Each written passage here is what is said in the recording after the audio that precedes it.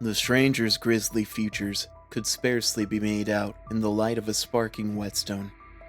He had one hand clenching the head of the axe, and the other on its shaft, moving the tool with the precision of an expert craftsman. Father was not far, arms crossed and tapping his foot against the wood floor while awaiting completion of the chore. Come on then. I've had about enough of this. Finish sharpening already, and get out. You know what I risk. The stranger paused his action and let the spinning whetstone come to a halt. I know well what you risk, brother. He lifted the axe and looked past my father at me with serious eyes. I stood with my head halfway peeped into the doorway. Father caught the stranger's glance and waved in frustration when he spotted me. Tobias, away now, son. I told you to stay in the house. I won't ask again. Yes, father. I fled his wrath without another word. Pretending to head in the direction of the house, I then dipped behind the rose bushes adjacent to the shop. Like a cat stalking a mouse, I leaned down on all fours and worked my way back around to a window on the other side. With the cover of night, I poke half my head up to peer into the unlit room and listen. The stranger stood, and under his hulking figure the wood let out a creak. You could join us, Matthias. Together? Enough, Elias. You and yours were squashed. There is not more here to be done. I've had to spend every waking hour of my days fulfilling Imperian orders now. I've barely begun to build a stable life again. You would ask me to throw away my kin's life. Elias slid his axe through the loop of a large holster, then slung the whole thing over his shoulder by a strap to let it hang from the back. He's nearly of age. Besides, I too am your kin, brother. What of what we have lost? Is this old Matthias now just a driveling dog for the imperial rule? Where went your sense, brother? What of Alice? Even in low light, I could make out Father's unmistakable fury. With a face so furrowed that it seemed his teeth were crunching, he spoke between hot breaths. Do not speak her name to me. Tobias and I have suffered enough. Take your damned axe, your damned food, and your damned rebellion away. Get the hell out of my shop. Elias's face curled in. He donned a leather hood with both hands, which hid his expression, and now Uncle was a stranger once more. As he stepped past Father, he made sure to smack shoulders. Father tumbled, then spun around to let out one final shout. Do not come back! His arm flicked through the air. I mean it! Uncle disappeared into the surrounding forest, and I snuck my way from the wood shop back to the house. Father didn't speak another word that night. I munched hard against several-day-old bread, which did still taste good, even without berry cream. Dawn broke through the beautiful rose-shaped windows of the house, one of the many testaments to Father's carpentry skill. Mother had always loved the shape, so much so that he had made the engraving of the red flower his trademark. Do you want to talk about it, Father? I let my bread down to a wooden plate. Last night, at the shop, I overheard. He waved his hand across the mahogany dining table, then lazily let it drop to the wood with a defeated thud. His other hand was spinning circles on the smooth surface. Nothing to talk about, Tobias. Finish up and get ready for today's work. That was Uncle, wasn't it? I insisted. I barely remembered Uncle Elias from when I was small, before the city walls had fallen and been rebuilt with Imperian banners. You know it was. He exhaled a sigh which didn't hide a single ounce of discontent. I won't tolerate any more of his midnight greetings for bread and tools. He'll bring misfortune to us again. Father's hands met his head, gently touching the receding black hair.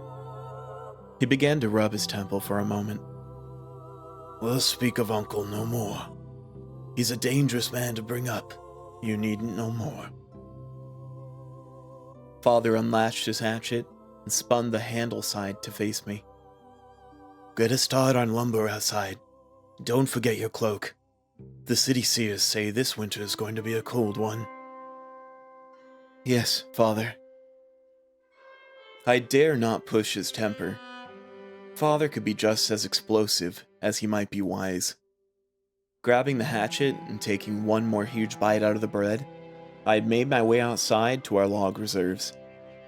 This was not the refined wood my father normally completed work with, but instead some old logs of many sizes, waiting to be split and burned for the winter.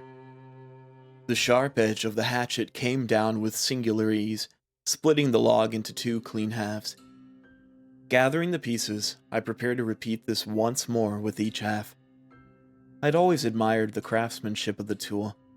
Father didn't even let the handle of his work be without flowering engravings. I didn't feel shame about my own carvings, but I couldn't help but daydream.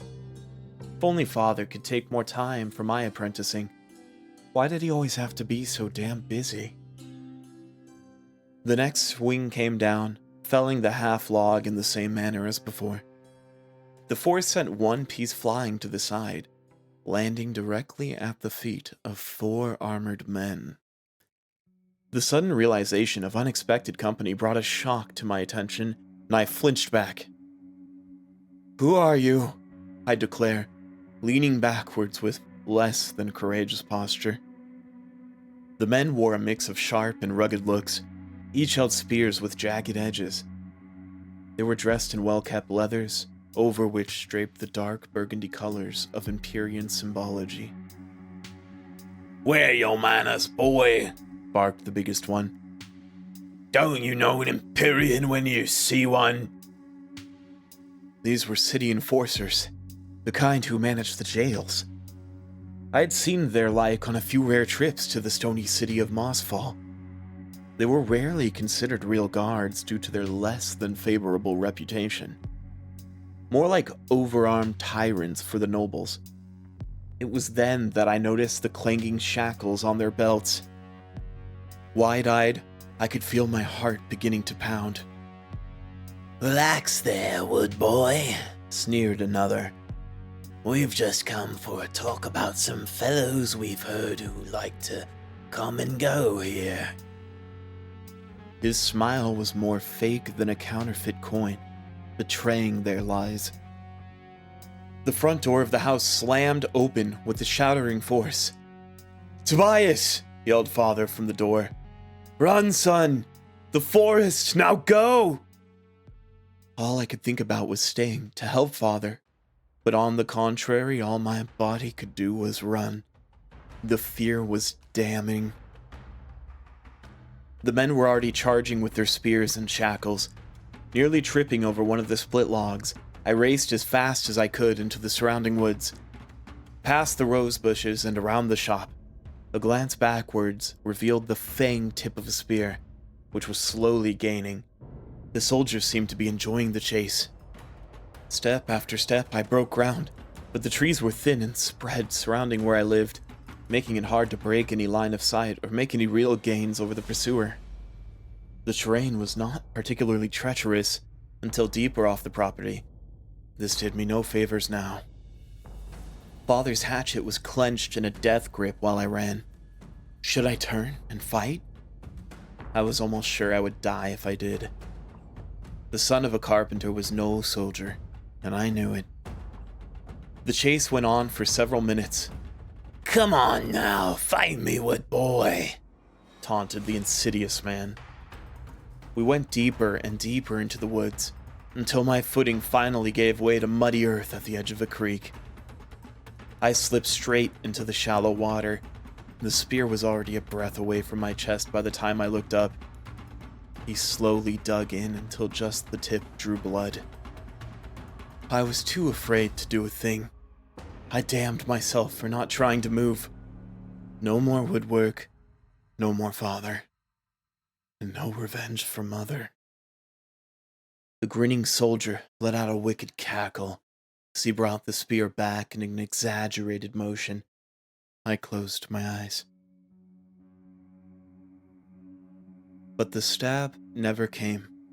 I opened them again, and there stood a puzzled soldier, jerking their spear, which remained mostly still. The grisly arm of Uncle Elias was holding the back of the weapon, preventing its intended path. With the other arm, his massive axe came down on the soldier with a single crushing chop, straight through the armor. His previous laughter fell to silence in a brutal instant. Elias let out a swear while he removed his blade from the collapsing man. "Tobias, are you alright? What's happened, boy?" he demanded. I was a mix of creek water and tears. "Uncle Elias, they've come. Imperians. They came for me and father, I think they were looking for you." Elias' face became slack with regret, and he quietly swore again. He paced briefly before regaining himself. "We can't stay here now. Quickly, Tobias. We leave." His voice was a mix of cool and coarse. "But father..."